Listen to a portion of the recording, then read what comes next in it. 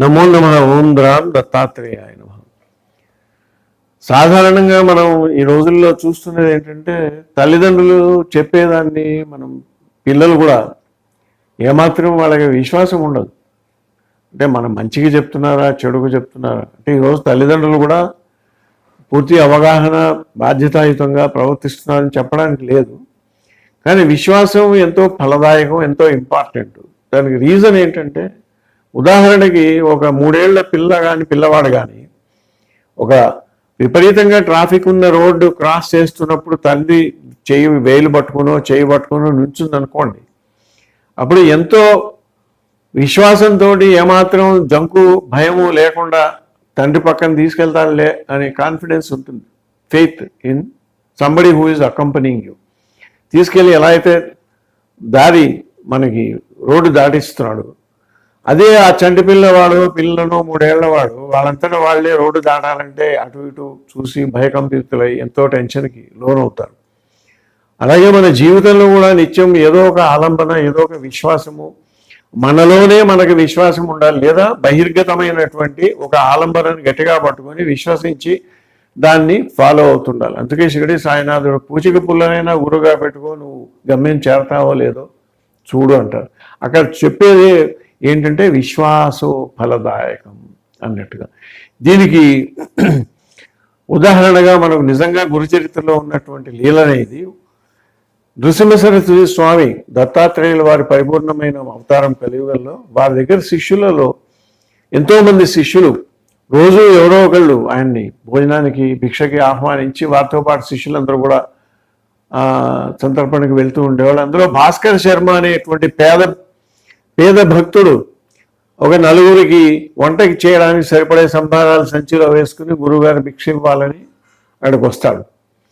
అయితే ఏదో ప్రతిరోజు ఎవరో ఒకరు భక్తులు ఆయన్ని భోజనానికి పిలవడం వల్ల ఆయనకి అవకాశం రాక వాళ్ళతో పాటు ఈయన కూడా భోజనానికి వెళ్తూ ఉంటే చుట్టుపక్కల భక్తులందరూ వీడిని ఎగతాళి చేస్తారు. ఏమయ్యా, నీకు ఇంటి దగ్గర డబ్బులు ఖర్చు అవ్వకుండా ఇక్కడ ఇలాగే భోజనం గడిచిపోతుంది, ఇదే బాగుంది, నువ్వేదో భిక్ష ఇద్దామని వచ్చిన వాడివి, నీకు ఫ్రీగా భోజనం లభిస్తుందని ఎగతాళి చేస్తారు. ఆ విషయం గురువుగారికి తెలిసి వెంటనే భాస్కర్ శర్మను పిలిచి, రేపు నువ్వే భిక్ష ఇస్తున్నావు, వంట చేయమంటాడు. అంటే చేస్తాడు. ఈ లోపల వీళ్ళందరినీ భోజనానికి పిలువ అంటాడు. అంటే నేను తెచ్చుకుంది 4గురికేనండి, ఇంతమందికి సరిపోతుందా అనే ప్రశ్న అడగకుండా గురువుగారు చెప్పారు కాబట్టి వెళ్ళి ప్రతి ఒక్కరిని, అక్కడ 100 మంది ఉంటే వాళ్ళందరినీ కూడా భోజనానికి పిలిస్తే వాళ్ళందరూ ఎగతాళి చేస్తారు.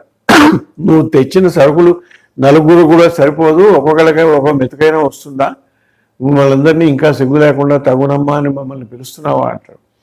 ఇది గురువుగారు చెప్పారు కాబట్టి ఆ విశ్వాసంతో చేస్తారు. చివరికి వంట సిద్ధమైంది స్వామి అని గురువుగారికి నమస్కారం పెడితే ఆయన కమండలం ఇచ్చి దాని నీళ్లు సంప్రోక్షణ చేయమని పదార్థాల మీద మూత పూర్తిగా తీయకుండా వడ్డనలు చేయమంటారు. ఇలా వడ్డనలు చేస్తూనే ఉన్న 4గురికి వండిన పదార్థాలు 100 మంది తిన్నా కానీ అక్షయంగా అలా వస్తూనే ఉన్నాయి. ఎంతమంది భోజనం చేసినా చివరికి వండిన పదార్థాలు ఎలా ఉన్నాయో అలాగే ఉన్నాయి. వాటిలన్నింటినీ నదిలో జలచరాలకి, వాటికి, పక్షులకి, జంతువులకు కూడా వేయమని ఇస్తారు. ఇలాగా వారి గురువు మీద విశ్వాసం అనేది మనకి చేతలలో, మన యొక్క ప్రవర్తనలో కనపడాలి. ఎంత విశ్వాసం ఉంటే అంత జరుగుతుంది.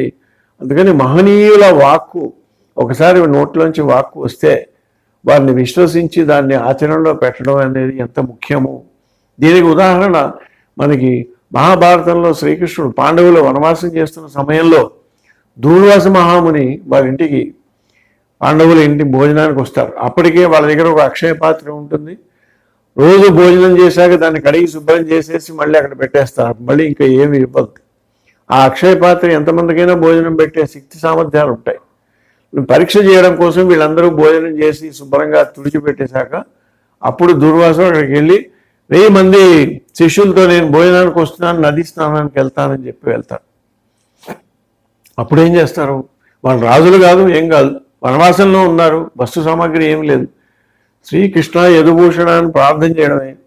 సర్వస్వ శరణాగతి చేస్తే శ్రీకృష్ణుడు అక్కడికి వచ్చి ఆ అక్షయ పాత్రలో ఉంది కదా అంటాడు. ఏమి లేదు స్వామి అంటే అందులో చూపించమంటాడు.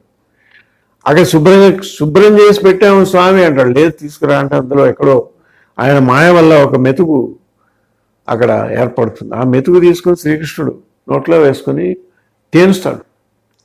ఒక్క మెతుకు తేనిస్తే అక్కడ 1000 మంది బ్రాహ్మణులు దుర్వాసులు అందరూ భుక్తాయాసం, కడుపు నిండిపోయి పొట్ట చెక్కలయ్యేంత తినేసి ఆహారంతో నిండిపోయినటువంటి భుక్తాయాసంతో దొర్లుతూ ఉంటారు. వీళ్ళని వెళ్ళి వాళ్ళని భోజనానికి పిలవమని చెప్తారు. స్వామి వాళ్ళని ఆహ్వానించడానికి వెళ్తే వీళ్ళు పాండవులు, అయ్యా మేము భోజనం చేయలేం, భుక్తాయాసంతో బాధపడుతున్నాం, మమ్మల్ని మమ్మల్ని అనుకోవద్దని ఆశ్చర్యం. చాలా ఆశ్చర్యకరమైన లీల. దీనిలో ఒక సెంట్రల్ మెసేజ్ ఏంటంటే, మహనీయులు మహాత్ములైన వాడికి, ఎవరికైనా సత్ప్రవర్తనుడైన వాడికి ఒక మెతుకు ఆహారం చేస్తే 1000 మందికి భోజనం పెట్టిన ఫలితం వస్తుంది అని చెప్పి శాస్త్రంలో ఉన్నదాన్ని ప్రత్యక్షంగా ప్రాక్టికల్గా మనకి నిరూపణ అవుతుంది. అది విశ్వాసం యొక్క ప్రాముఖ్యత. అది మన వల్ల, మన మీద, మనకి, మన తల్లిదండ్రుల మీద, మన గురువు మీద దాన్ని ఆచరణలో పెట్టడం ఎంత ముఖ్యమో ఇది తెలియజేస్తుంది. ఓం నమో దత్తాత్రేయ.